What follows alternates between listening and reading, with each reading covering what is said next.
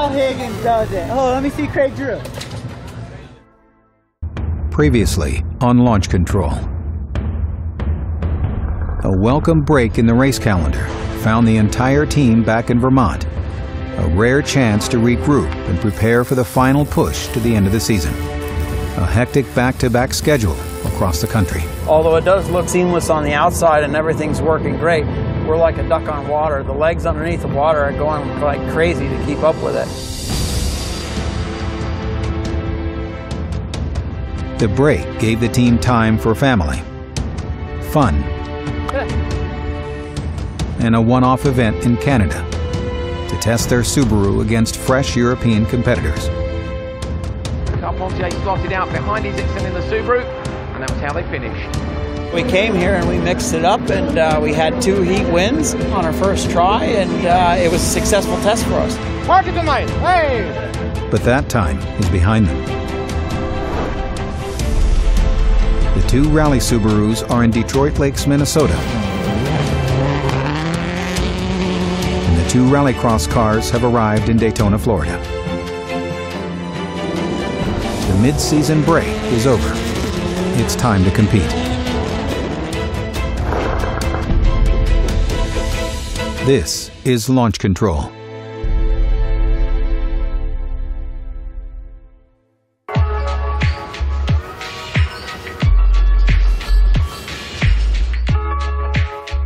On the downtown streets of Detroit Lakes, Minnesota, rally cars line up for Day 2 of the Ojibwe Forest Rally.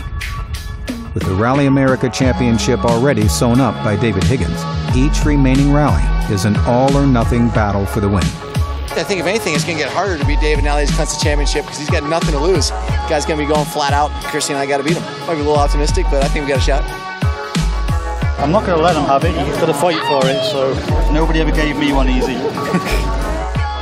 It's not a victory yet, but the team has given Travis something else he wanted.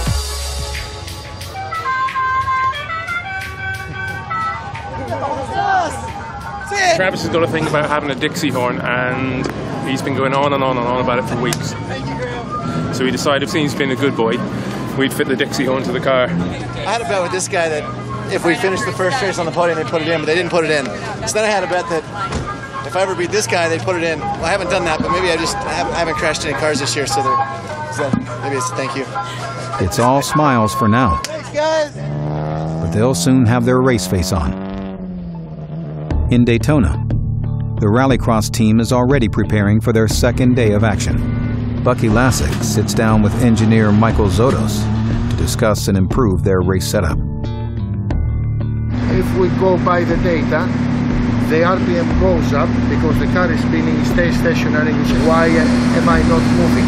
I would try to rotate the car, let the car rotate, carry momentum, and then get on the gas, and it wouldn't be there. Can that be a spike because that diff is open and let it kind of free rev? Because you could hear him track out on power and then wabala, and then finally when it's straight, it would hook up and go. So whenever my car goes up on 2 wheels, I'm back on throttle as a mechanical slip, and Martin walked me every lap. Many cars struggled yesterday in the record heat. Temperatures well over 100 degrees introduce new challenges. But it's really hot in my head now. I'm really frustrating, and I really don't know what's happening. Sfera struggled on launches, and Lassick's differential settings left him struggling to find traction. But it's all part of developing a race car. The race action today is what counts.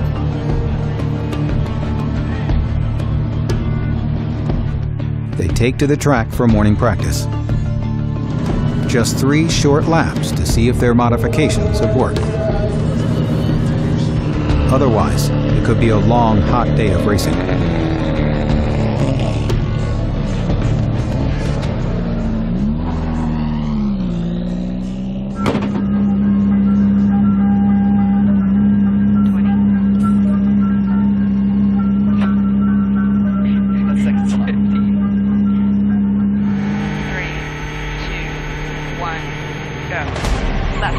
Travis and Chrissy may be first on the road, but they trail Higgins and Drew by 4 seconds. They showed immense speed in New England, And if they can find that kind of pace again, they might have a shot at their first victory of the year.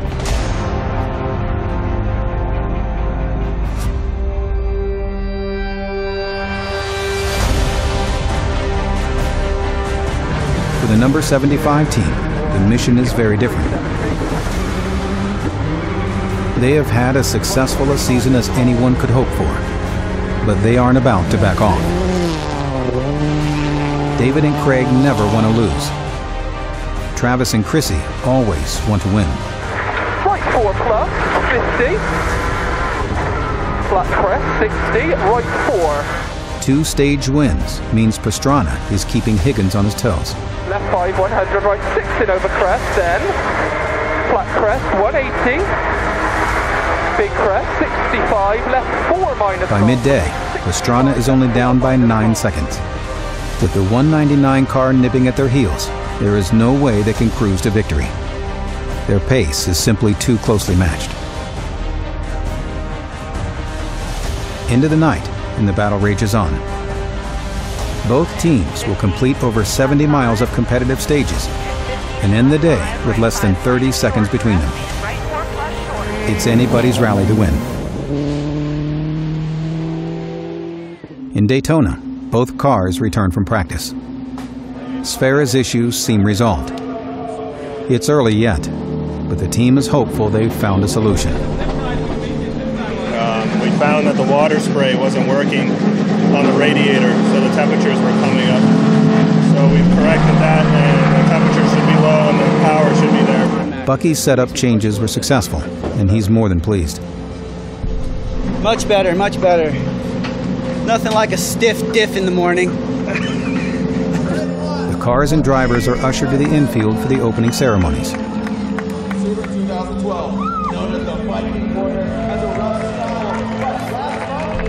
And then quickly regroup to the pre-grid area. It's crazy. We changed the diff, and then overnight they rebuilt a different diff, a different diff for me, so it made a big difference. Bucky lines up for his heat race, and Sfera takes to the track soon after for his race. Top 3 in each heat advance directly to the final. The lights go out, the cars launch. A rare stumble for Sfera. He's playing catch-up. While Bucky takes the outside and saves his joker lap for later. 2 corners in, and Sfera has worked his way up to 3rd.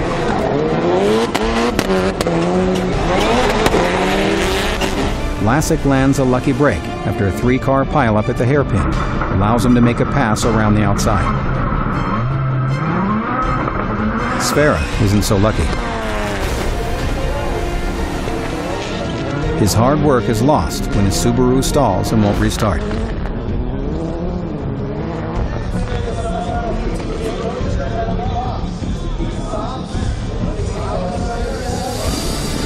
Lassick runs a clean race to take a clear 2nd place, directly advancing to the finals.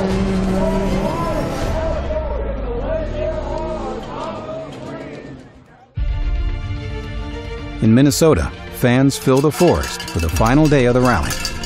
Anybody else need cowbell? Love that shirt. My son has that shirt. The 2 Subarus are locked in a battle for the win. Morning, sir! With a little friendly banter to start the day. Balls to the wall, Travis. This time, it is Higgins and Drew who take to the stages first. 4, 3, 2, 1, go. Late left 3 plus. Right 5 plus. 30. Look short from left 6 of a crest and left 4 minus long. And right 3 plus long. With a narrow margin between them and their teammates, the 75 Subaru has to push to ensure their victory. 70 right 4 plus. Don't have a big crest. Then left 4 plus in of a crest. Then right 3 plus long. It won't be easy. The roads are tight, with lots of standing water, making the grip unpredictable.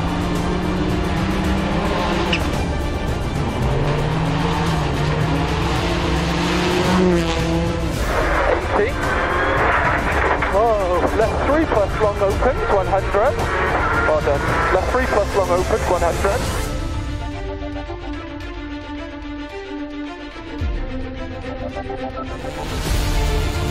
Next up is Pastrana and Vivas. Their backs are against the wall. Stay out tight. Half left 3 plus. Right 3 plus, half long over crest. Without substantial stage wins this morning, they'll see their chance of victory dwindle. Their only option is maximum attack. 30, line right 4 plus. But the first stage of the day will be their last. Over water. And right 3 over water. Left 3 plus.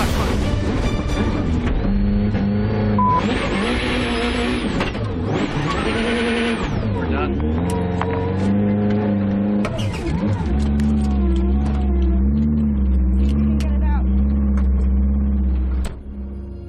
Word of Travis's crash makes its way back to the team. We don't know whether he's just slid off or he's had an accident or whatever, so we're just waiting to get a report on that. So we just sort of sit tight and then sort of react when we get more information. What do we need? Do you want us to come get you? Can we flat tow you? It's 12 miles from here, so we'll be there in 12 minutes. We'll take the vehicle down to get them. I actually have. They said they'll have to tow you. I'm fine. We're going to tow you. They are certainly disappointed, but with David and Craig still leading the rally, the result is still looking promising for the team. First day was super difficult, really, really nasty conditions. We had a good fair few moments, but the more we were doing them and the more we were getting away with it, we decided just to keep pushing on. But then obviously when Travis didn't come out of the stage, then we just had to sort of back off. Pushing pretty hard in that first stage, just needed to make up some time and hit a bit of a puddle and then got off the side. It was just the smallest of offs, and then there's just no way to get back out. Yeah, I tell you what, we couldn't have been in a worse spot. We were just getting covered by mud and dirt and roost as they were coming by, and the team, they've got a lot of work to do. It's all right, keeps us busy. With the pressure off, the rally team finds a moment to check in on their comrades in Daytona. While they're relaying the results up to us, we're telling them what's going on here at Ojibwe Forest Rally. Sfera's strong LCQ race puts both Subarus in the final, which is about to begin.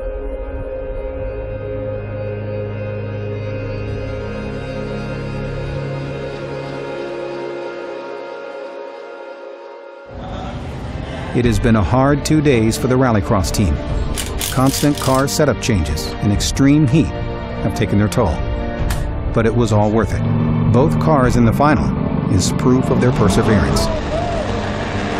The green flag drops, and the 10-car final blazes away. Bucky's frontline start position forces him to the outside, but he avoids the chaos as the field jockeys for the inside line. Sfera's LCQ qualifier means he's stuck in the middle of the pack. Bucky takes an aggressive line through the hairpins to cut through the clutter, bringing him back up to 5th with the joker in hand. A few corners later, he finds another inside line to jump to 4th, and then takes the joker at just the right time to claim 3rd. Smart driving and strategy calls now have him in a podium position. When's So this is live right now. There's 6 laps in. Sfera is also charging hard. He's moving through the pack of cars and is up to 6th.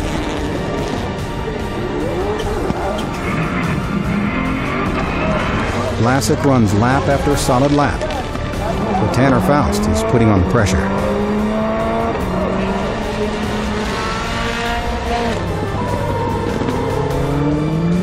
Tanner tucks inside on the long sweeping right turn.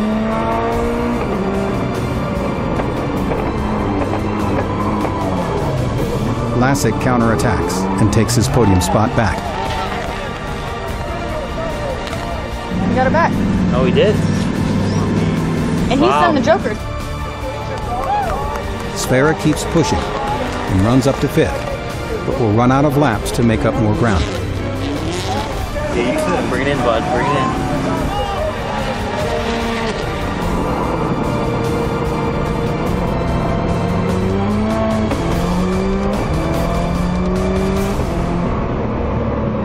Check the flag. Looks like it. Nice. Nice. Good job. On a weekend where every Subaru Rally Team USA car was in action, podium finishes in both disciplines is a testament to the effort put in by the whole team.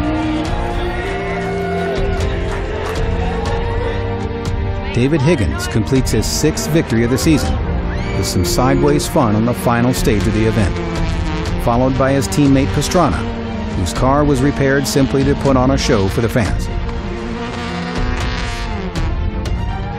This rally wasn't the best to us last year, but we've come here this year and ticked the box, and now Craig's won the full set as well now, so it's really good way to finish the rally. Sverre Isaksson, always a warrior, fought his way through a tough field for a 5th place finish. 3 and 5, Yes. We can do a podium every race, so we got to do it. While Lassick can't contain his joy for his 2nd podium of the year. Another podium for Subaru. Great day for the Subaru camp, great day for the Buckyak camp, and just stoked, man. Really stoked. He's worked hard to get here and prove he belongs. I guarantee that we have probably the hardest working team in the paddock right now, and we're fighting for wins now. So hats off to my team. I love them. It's an honor. I'm stoked to see Bucky out there, because Bucky's worked really hard. He hasn't been around as racing as long as Reese and I have, but he's been putting in the effort, so that's why he's sitting up here. There is no mistaking it. It's been a massive undertaking, but Subaru Rally Team USA can look at this weekend as an example of just how much they've accomplished. And there's more to come.